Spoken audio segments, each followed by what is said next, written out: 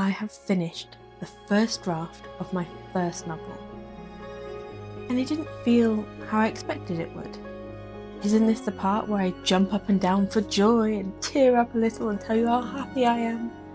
Isn't this the part where I print it all out, bind it together, and then flick through for dramatic effect? But that's not how I feel. So I wanted to create a little tradition where at the end of each draft, I will ask myself some questions and see how those answers change over time.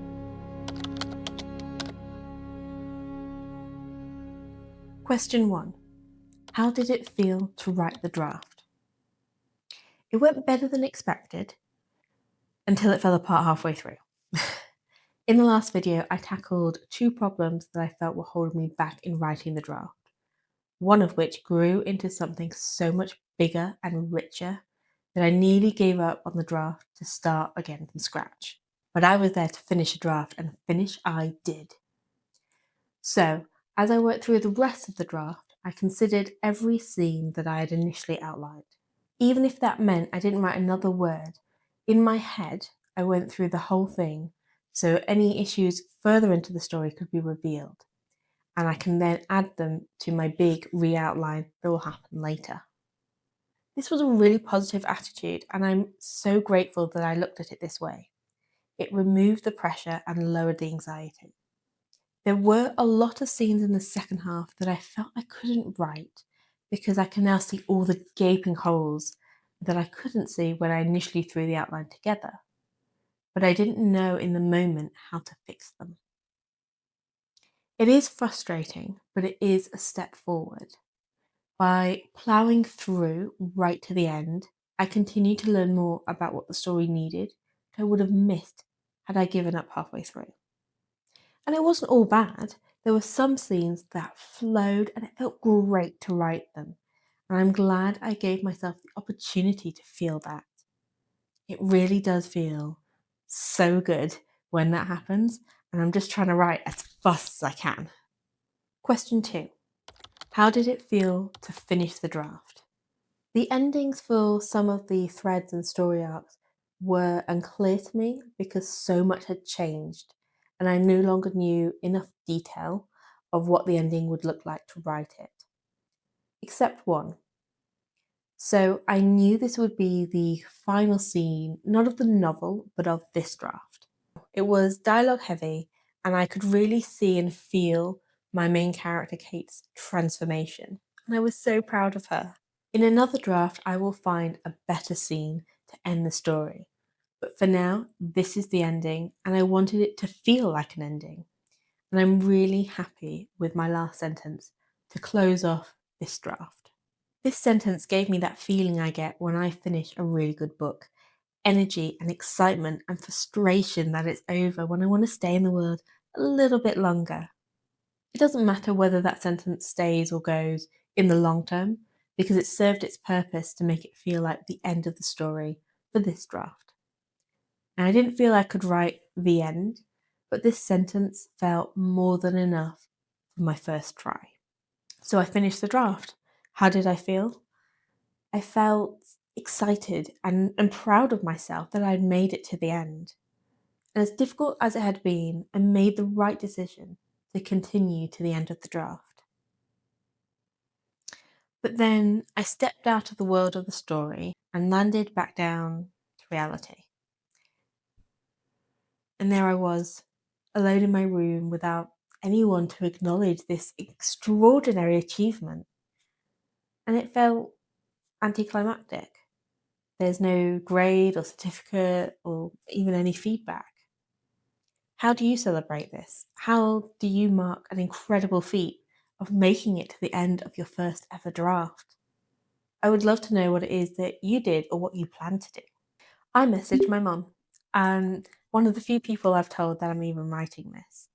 And she was really supportive, but having never done this herself, she didn't understand what it was that I had just achieved.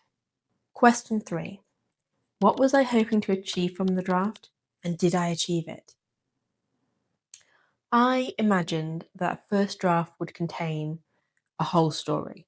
The writing might be poor, but All the big plot points would be there. Most of the scenes would be there too. Some underwritten, some overwritten, but it would be something that someone else could pick up and understand what was going on and could see the potential of a great novel. It just needed some refining. I was hoping to do the print, bind, and flick, if I'm being honest. And I think that would have been a kind of celebration and acknowledgement. Did I achieve it? No, not even close. I've not even bothered to print it out. I feel like there is a discrepancy between my expectations and what they should have been. My draft doesn't look like a first draft of a novel to me. It feels like there was a right way even to make a mess. And at the very least, you needed to have made a huge enough mess to be able to show it off. Now, maybe this is what a first draft looks like for some people. Maybe this is what a first draft will look like for me for my second or my third novel, but not this one. My first draft is an actual mess. Shall I break down exactly what I mean by mess? My first draft came to 10,118 words. Now, outside of fantasy, novels are generally shorter at 70 or 80,000 words. And as a first draft, knowing I was going to be an underwriter, my target was 20,000 words. Had I written all the scenes from my extremely vague outline, I would have maybe reached it. But things changed along the way, and I couldn't pants my way through, so I had to skip quite a bit. So it doesn't look like a book. It doesn't read like a book. The word count isn't anywhere near a book length. I've heard other people's outlines being longer than my first attempt at writing the whole book. And I feel sad about the word count, but I also feel sad about feeling sad about it. Because let's just pause for a minute here. I have never written an outline before, and now I have. I didn't know how to write an outline because I didn't know how it would feel to write it out. But now I do. And I have written my first draft. Tiny it may be, but I have never written 10,000 words before of anything. And I want to be proud of those 10,000 words. That's more than I've ever written. This isn't just a step forward, it's a massive leap forward for me. And it doesn't matter how small it is. I can see the reasons why that is, and I've learnt so much. It also doesn't have to make sense to anyone else other than me, because no one will ever see this version. Question 4. What did I learn from the draft? Masses. So much. But if I had to pick one thing, it would be my newfound respect for pantsers. Pantsers have to hold so much in their head and do so much at once. Asking the right question at the right time and come up with the answers there and then. To be able to do this well must require a huge imagination and a deep understanding of the craft that, as a beginner, I do not possess. Outlining me had blind faith that writing me would be able to do this, but I absolutely could not do it. I think that it is an extraordinary skill that over time I hope to be able to hone so that I can resolve at least smaller issues on the fly. Question 5. Do I trust myself more now? No, but it is a good thing. Let me explain. So, there are 4 stages of competence. Unconscious competence, where you are unaware of your lack of skill or understanding. I don't know what I don't know. This was me before drafting. Then there is conscious incompetence, where you are aware of your lack of skill or understanding. Oh my goodness, there's so much I don't know. I'm humbled to have progressed to this phase. There is then conscious competence, where you do know, but you have to think about it. And then unconscious competence, where you do it even without having to think about it. I wish. I can now see just how incompetent I am. I think this is interesting because I overtrusted that I could just pants my way through the draft, that I'll magically figure this stuff out right. Wrong. I needed humbling a little, so I do trust myself less, but now I can start to rebuild that trust based on what I have done, not just blind faith. I now know what I don't know. Question 6. Who helped?